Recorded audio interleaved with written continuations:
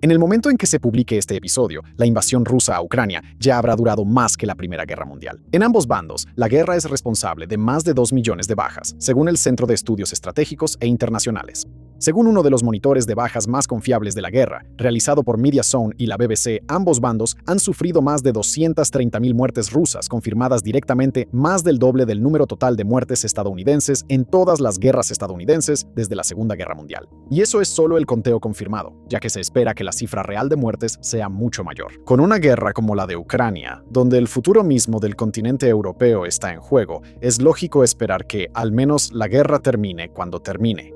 Ambas naciones se enfocan en la reconstrucción, quizás algún día con la esperanza de la reconciliación, y las familias que el conflicto ha dejado atrás tienen el tiempo para llorar adecuadamente a los caídos. Pero en ambos lados de la guerra entre Rusia y Ucrania, las expectativas para un orden posterior a la guerra son muy diferentes. Ya sea en Moscú o en Kiev, los líderes nacionales, estrategas y comandantes parecen estar de acuerdo.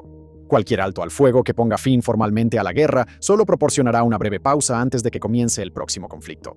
Antes de que la guerra por Ucrania se resuelva realmente, Rusia y Ucrania pelearán 3 guerras, de las cuales este enfrentamiento increíblemente costoso es solo el segundo. Según algunos, el próximo conflicto traerá el fin de Rusia o de Ucrania, mientras que según otros, terminará en la Tercera Guerra Mundial.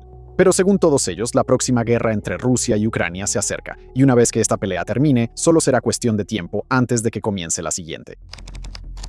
Un conflicto, 2 guerras.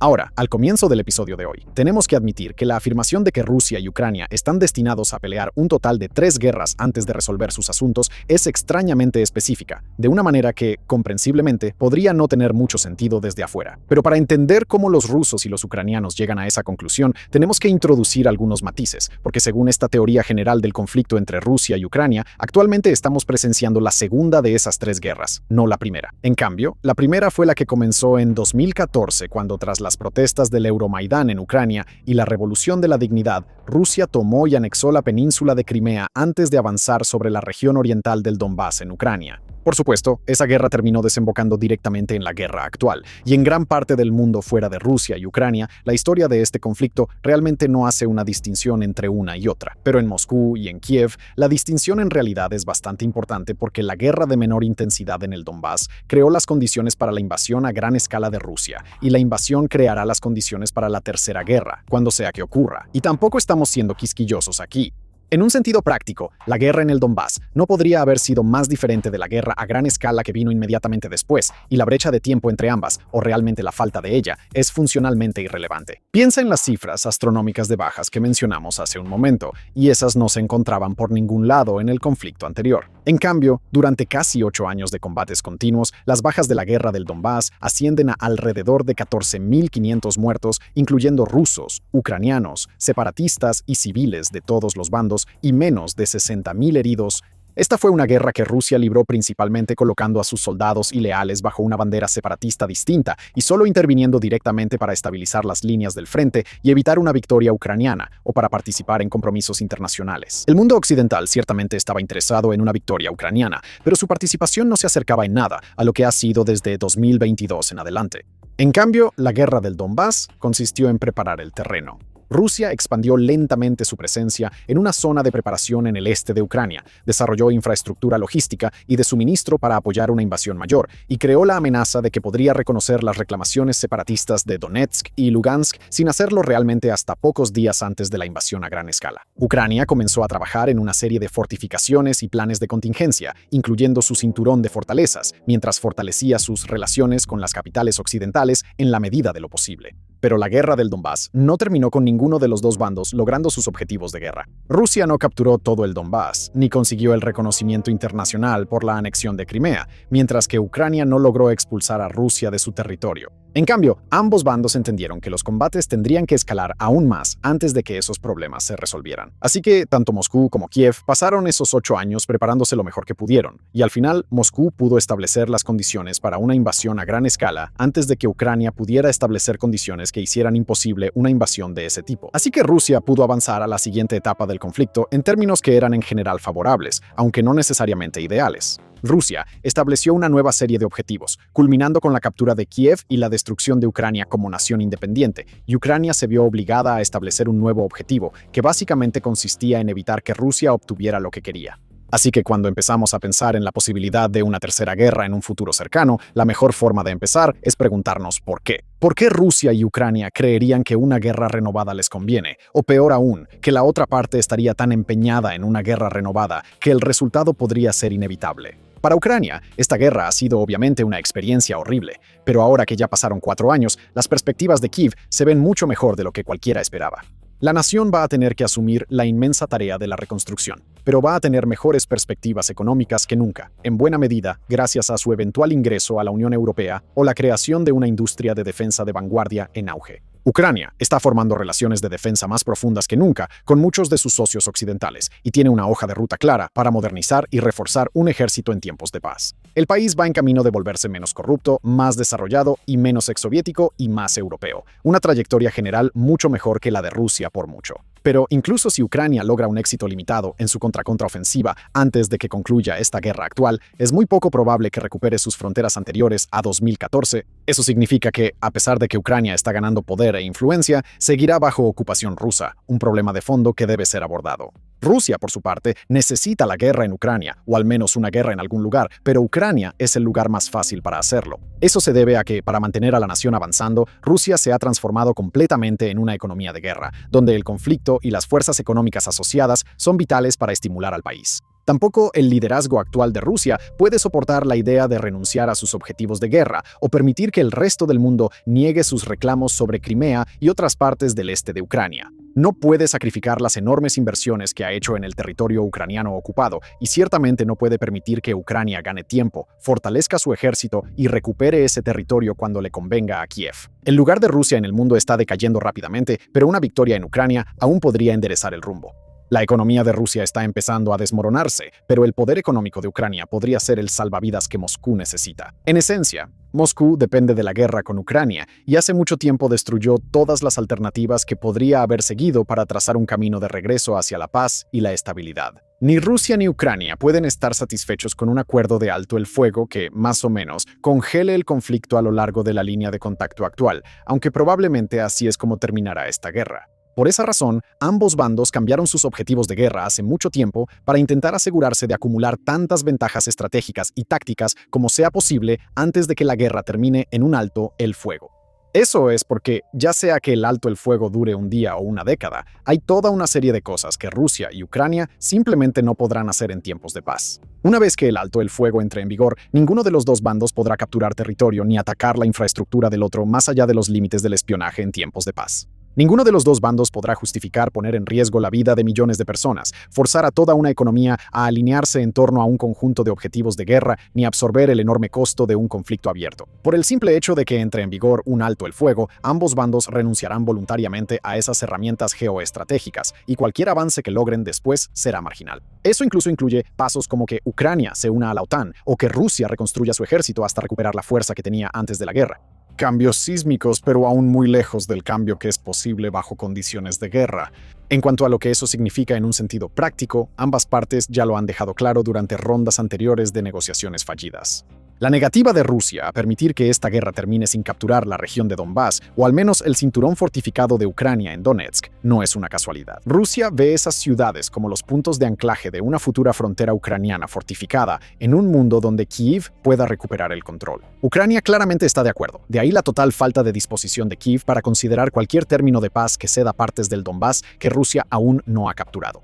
Rusia quiere imponer condiciones que limitarían drásticamente a las Fuerzas Armadas de Ucrania y le impedirían unirse a la OTAN, porque si Rusia no puede obligar a Ucrania a aceptar esos términos mediante el uso de la fuerza militar, entonces no hay manera de que Rusia pueda detener a Ucrania a través de negociaciones en tiempos de paz. Ucrania no está dispuesta a hacer ninguna de esas concesiones porque, desde el punto de vista de Ucrania, esas no son concesiones que hagan menos probable una guerra futura. Son concesiones que dejarán a Ucrania debilitada en una próxima guerra que Ucrania considera inevitable.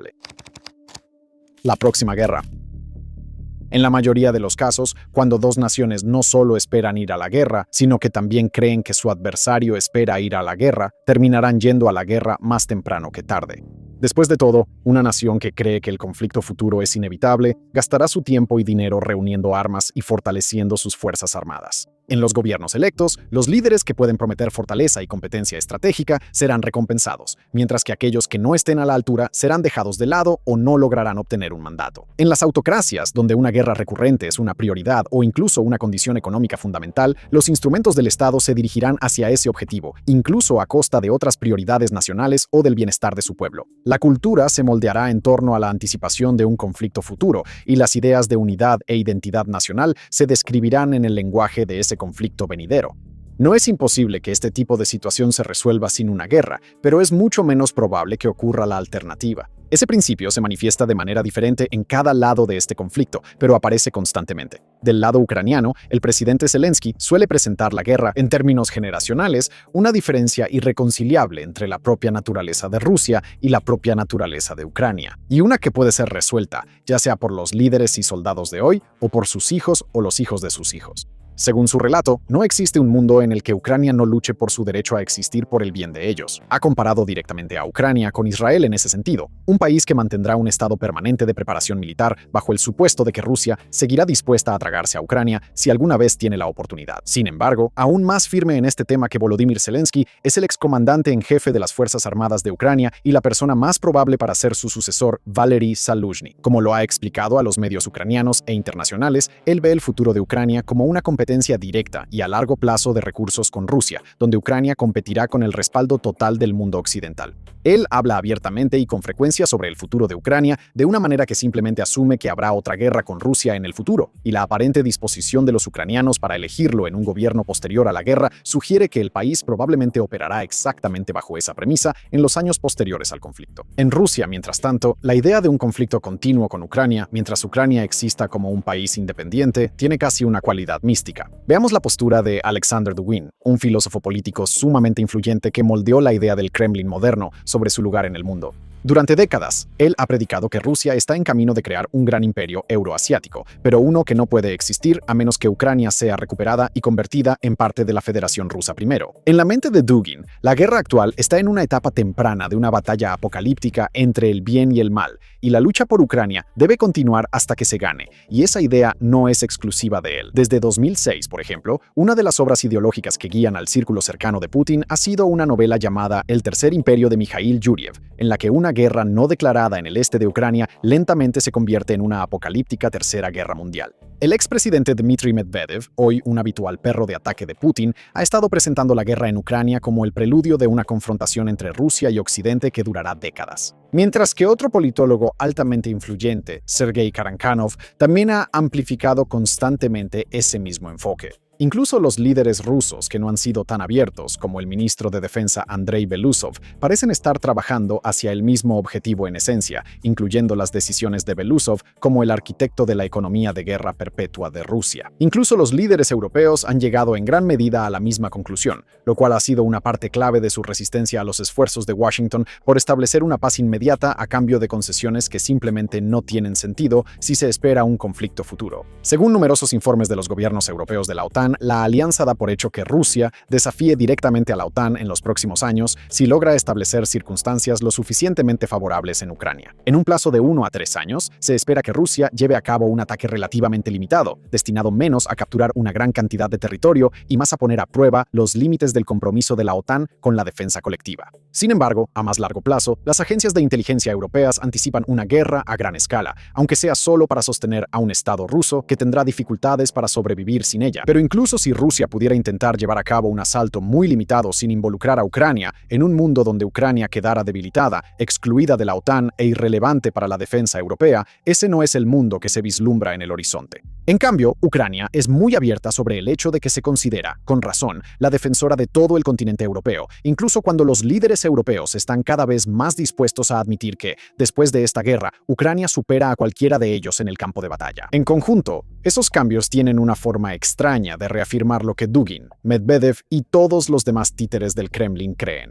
que para preparar una confrontación definitiva con Occidente, primero habrá que lidiar con Ucrania. La profecía crea la política, y la política termina alimentando la profecía. En caso de que se acuerde un alto al fuego entre ambas naciones, cada una de ellas tendrá prioridades claras y urgentes que atender antes de un posible regreso al conflicto. Y debemos especificar esto aquí. A diferencia de la transición de la guerra del Donbass a la invasión a gran escala, parece que ambos bandos van a necesitar una especie de descanso. Si esa pausa dura unos meses, unos años o más de una década, es algo que nadie puede predecir, pero de cualquier manera será una carrera contrarreloj mientras continúe. Por el lado ucraniano, Kyiv buscará modernizar sus fuerzas lo más rápido y completamente posible, aprovechando la inversión extranjera para impulsar su industria de defensa y aceptando equipo militar sofisticado y potente que no puede fabricar por sí misma. Al mismo tiempo, Kyiv trabajará para reforzar las capas de defensa detrás de su cinturón de fortalezas y a lo largo de la orilla occidental del río Dnieper para bloquear el próximo ataque ruso cuando sea que ocurra. Después del éxito de sus campañas de alcance medio y largo, Kyiv probablemente intentará expandir en gran medida sus capacidades de ataque, mientras que también buscará compromisos firmes y concretos de sus aliados militares europeos y globales.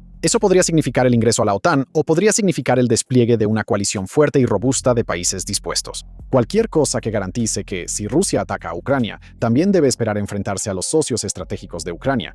Para Rusia, las prioridades serán descansar, recuperarse y entrenar a sus soldados, sin permitir que demasiados de ellos regresen a la vida civil, mientras también sientan las bases para una gran movilización de ciudadanos rusos en el futuro, incluidos los de las ciudades ricas, donde el reclutamiento forzado ruso ha sido mucho menos común. Moscú tendrá que hacer todo lo posible para reconstruir su industria de alta tecnología, su infraestructura de refinación y exportación de petróleo y otros cuellos de botella industriales, y puntos críticos que Ucrania ha atacado. Al mismo tiempo que proporciona un volumen tan abrumador de municiones de bajo costo, que Ucrania se vería obligada a abandonar sus fortificaciones en la línea del frente bajo una masa de fuego incomprensible. Al mismo tiempo, ambos países intentarán lidiar con un problema demográfico crítico. Mucho antes de que comenzara la invasión a gran escala, Ucrania ya era muy consciente de su inminente crisis de población, con muy pocos jóvenes para sostener el país, al grado de que el ejército ucraniano es mucho mayor en edad que la mayoría de las fuerzas armadas del mundo. Rusia, por su parte, tiene una población grande en general, pero también enfrenta una crisis demográfica similar, aunque menos pronunciada. Más concretamente, Rusia ha sacrificado una alta proporción de toda su generación de hombres jóvenes en edad de combatir. Mientras que aquellos que han escapado hasta ahora se han vuelto muy buenos para evadir el reclutamiento, o bien son parte de la élite rusa relativamente adinerada y actualmente asumen que están a salvo del reclutamiento forzado. Para ambos países, esa dinámica crea otro incentivo para actuar rápido, prepararse y luego iniciar y terminar otra guerra, antes de que la crisis empeore aún más. Pero también crea un incentivo para construir alianzas militares significativas y apoyarse en la ayuda de otras naciones y sus tropas. Eso va a ser mucho más fácil para Ucrania que para Rusia.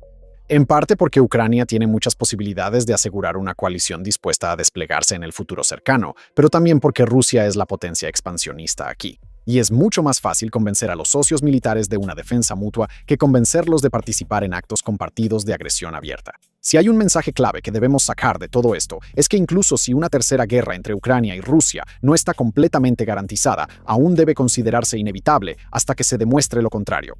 Tanto Ucrania como Rusia entienden que se están encaminando hacia lo que podría convertirse en un ciclo de confrontación que dure décadas, y que la única forma en que ese ciclo termine es si uno de los dos colapsa antes de que comience la próxima guerra. Así que para Ucrania es literalmente inconcebible hacer el tipo de concesiones que sus aliados menos hábiles estratégicamente, como la administración de Trump en Washington, han exigido. Es inconcebible rendir territorio fortificado y defendible o aceptar limitaciones en sus fuerzas armadas o alineamientos geoestratégicos, porque esto no ha terminado y no terminará en mucho, mucho tiempo. La guerra que está ocurriendo en Ucrania hoy terminará, y quizás incluso antes de que termine este año. Pero una vez que eso suceda, Ucrania y Rusia entrarán en una fase de conflicto congelado que aún no se ha resuelto. Los aliados de ambos lados de la división, Europa, Norteamérica y otros por Ucrania, y China, Corea del Norte, Bielorrusia y otros por Rusia, simplemente no pueden hacerse ilusiones sobre esto, o de lo contrario se van a sorprender mucho. Cuando Rusia y Ucrania siguen avanzando hacia la guerra, mientras todo el mundo espera una paz duradera. Gracias por vernos.